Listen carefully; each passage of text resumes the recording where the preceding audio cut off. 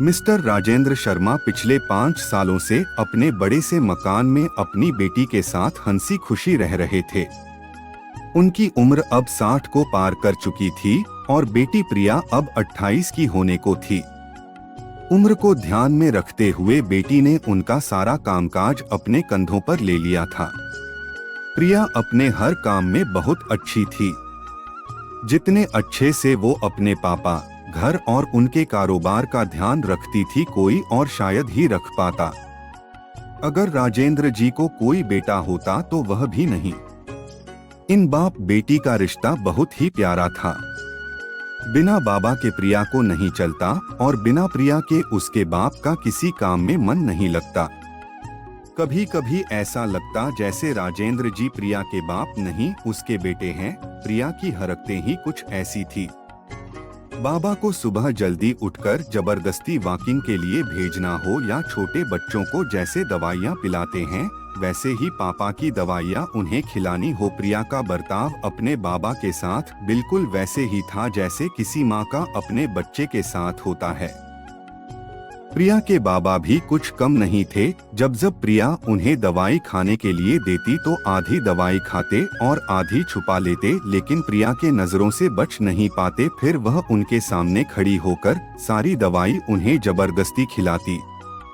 रात को प्रिया के सोने के बाद चुपके से किचन में जाकर फ्रिज से मिठाई चुराकर खाना। बाबा की ऐसी शरारतें भी प्रिया पकड़ लेती थी। जल्दी ही एक किराएदार फाइनल हो गया। उनका नाम अमर सिंह था। उम्र उनकी 50 से 51 की होगी। एग्रीमेंट पेपर बनाने के दौरान पहली बार वह राजेंद्र जी और प्रिया से मिले।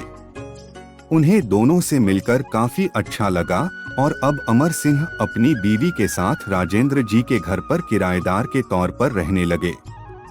थोड़े दिन बीते थे लेकिन अमर सिंह राजेंद्र जी से अच्छी तरह घुल मिल गए थे। वह दोनों सुबह सुबह अब साथ में ही वॉकिंग के लिए जाया करते थे।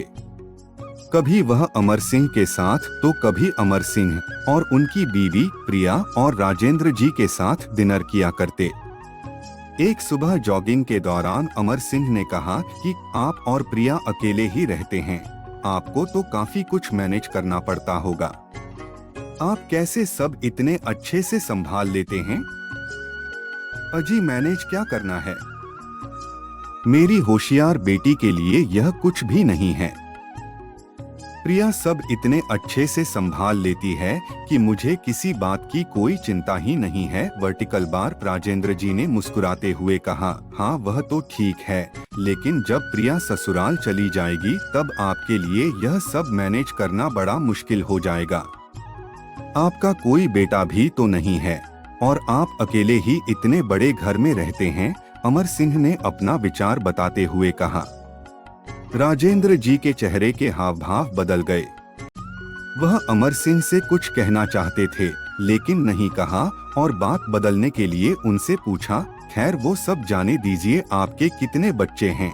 अमर सिंह ने छाती चौड़ी करते हुए कहा, मेरे 2 बच्चे हैं, दोनों ही लड़के हैं और दोनों ही अमेरिका रहते हैं। राजेंद्र जी को लगा जैसे अमर सिंह उन्हें ताना मार रहे हो, लेकिन फिर भी उन्होंने कुछ नहीं कहा और वो जॉगिंग करके अपने घर लौट आए। कुछ दिन बीते। राजेंद्र जी ने अमर सिंह को अपने साथ खाने के लिए बुलाया क्योंकि अमर सिंह की पत्नी किसी काम से बाहर गई थी और वे अकेले थे। अमर सिंह, राजेंद्र जी और प्रिया डाइनिंग टेबल पर बैठकर खाना खा रहे थे।